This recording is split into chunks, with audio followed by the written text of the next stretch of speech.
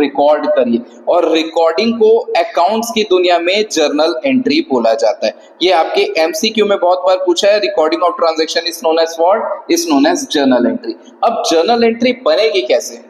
तो देखिए, double entry system जो हमारे इंडिया में अकाउंटिंग करने के लिए सिस्टम है, वो बोलता है कि जब भी कोई बिजनेस में लेन देन होता है तो उसमें दो चीजें जरूर होती है। कोई भी लेन देन हो रहा है तो एटलीस्ट दो चीजें जरूर होती है, जिसमें आप दोनों एस्पेक्ट्स को रिकॉर्ड करते हैं, जिसमें एक को नाम देते हैं डेबिट और एक को नाम देते हैं क्रेडिट। ये डेबिट क्रेडिट कुछ नहीं, उनका नाम है, जो एस्पेक्ट्स हम रिकॉर्ड करेंगे उनके नाम है। अब ये दो एस्पेक्ट्स का मतलब क्या है? अब एक दो एग्जांपल मैं लेता हूं कोई लेन देन का। सपोज मैं बोल रहा हूं मैं अपनी बिल्डिंग का रेंट पे कर दिया हूं 5,000। भाई एक लेन देन हुआ है, मैंने बिल्डिंग के ओनर को रेंट पे किया, तो मैंने क्या किया, उसको कैश पे किया। तो मैं बोलूंगा मेरा एक एस्पेक्ट कैश है, और दूसरा एस्पेक्ट वो पैसा मैं किस चीज का दे रहा हूं, तो वो पैसा मैं दे रहा हूं रेंट का, तो यहाँ पे दूसरा एस्पेक्ट होगा रेंट। तो आप कोई भी लेन देन होता है तो पहले उसमें दो चीजें देखते हैं, दो चीजें क्या है। जैसे कि मैंने अगर रेंट पे किया तो मैंने पैसा दिया, एक तो कैश है और दूसरा वो पैसा किस चीज का दिया, तो पैसा मैंने दिया रेंट का। अब मैं यहाँ पे लिखूंगा दोनों के अकाउंट, कि भाई वो पर्सनल अकाउंट है कि नॉमिनल अकाउंट है कि रियल अकाउंट है। कैश की अगर मैं बात करूं तो कैश हमारा एसेट होता है, वो रियल अकाउंट की कैटेगरी में आएगा, और रेंट हमारा खर्चा है, वो नॉमिनल अकाउंट की कैटेगरी में आएगा। चलिए अब मैं रियल अकाउंट का भी रूल आपके सामने लिखता हूं, नॉमिनल अकाउंट का भी रूल आपके सामने लिख देता हूं। रूल मतलब कि डेबिट किसको करना है, क्रेडिट किसको करना है। रियल अकाउंट का रूल बोलता है debit what comes into the business, और credit what goes out from the business. और नॉमिनल अकाउंट का रूल है debit all expenses and losses, credit all income and gain। चलिए, क्योंकि मेरे पास यहाँ पे रियल और नॉमिनल है इसलिए मैंने रियल और नॉमिनल का रूल लिखा। रियल अकाउंट का रूल बोलता है debit what comes into the business. तो व्हाट कम्स इनटू मतलब क्या बिजनेस में आ रहा है। कोई भी एसेट अगर बिजनेस में आ रहा है तो उसको डेबिट कर दीजिए, कोई भी एसेट अगर बिजनेस से जा रहा है तो उसको क्रेडिट कर दीजिए। यहाँ पे मेरे पास एसेट के नाम पे क्या दिख रहा है, मेरे को यहाँ पे कैश दिख रहा है। चलिए मुझे बताइए, अगर मैंने रेंट पे किया है तो मेरे बिजनेस में कैश आ रहा होगा या जा रहा होगा, तो कैश तो जा रहा है। और रियल अकाउंट क्या बोलता है, जो जा रहा है उसको क्रेडिट कर दीजिए। तो अगर मैं कैश जा रहा तो कैश को क्या कर देता हूं, क्रेडिट कर देता हूं।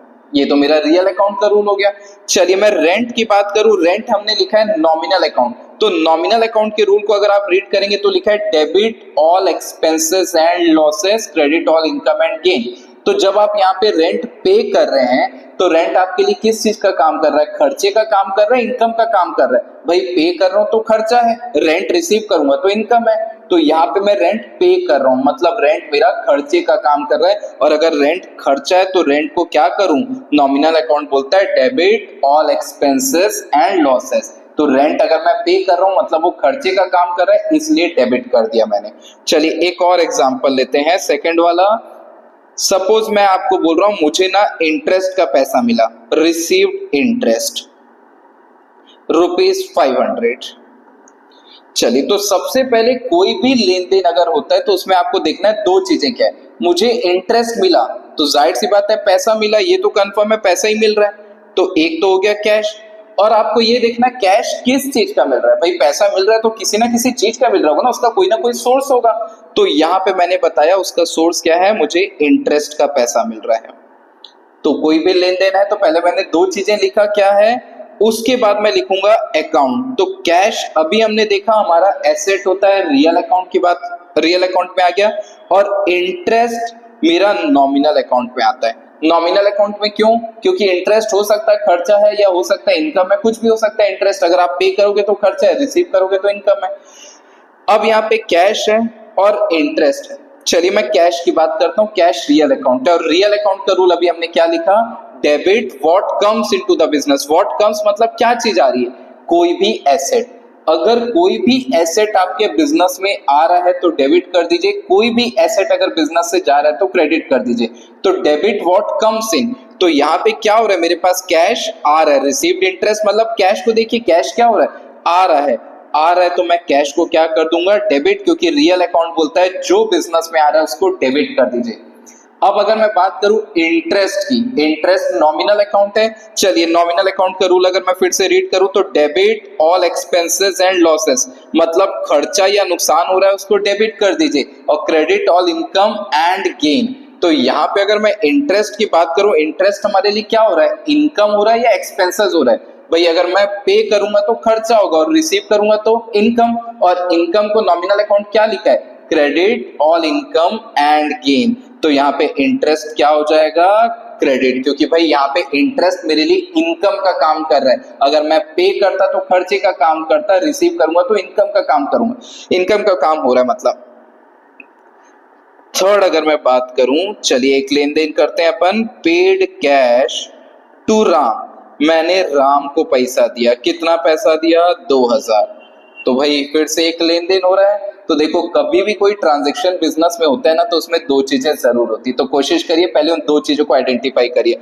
अगर मैंने राम को पैसा दिया है तो पैसा दिया है, एक तो कैश है, और दूसरा वो पैसा मैंने किसको दिया है, राम को दिया है, तो दूसरा यहाँ पे क्या है, राम।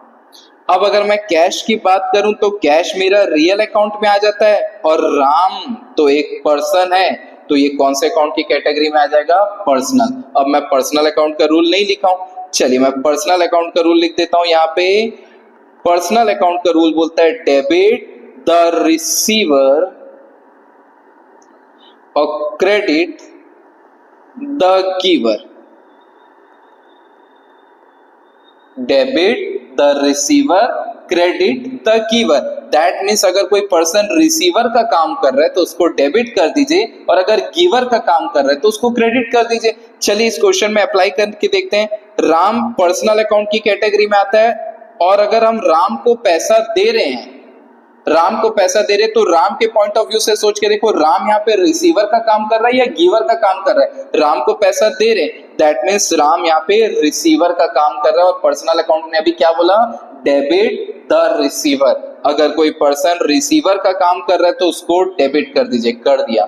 कैश रियल अकाउंट, फिर से रियल अकाउंट क्या बोलता है, debit what comes into the business, credit what goes out from the business. तो यहाँ पे कैश मेरे बिजनेस में आ रहा है या जा रहा है, पेड कैश मतलब कैश तो जा रहा है, तो मैं कैश को क्या कर दूंगा, क्रेडिट। ये हमने दोनों एस्पेक्ट्स के रूल्स को समझा कि भाई अगर कोई भी लेन देन हो रहा है तो उसमें दो चीजें जरूर है, और दोनों अकाउंट्स के रूल अपन अप्लाई करना सीख रहे हैं। चलिए आगे बढ़ते हैं, एक और देखते हैं।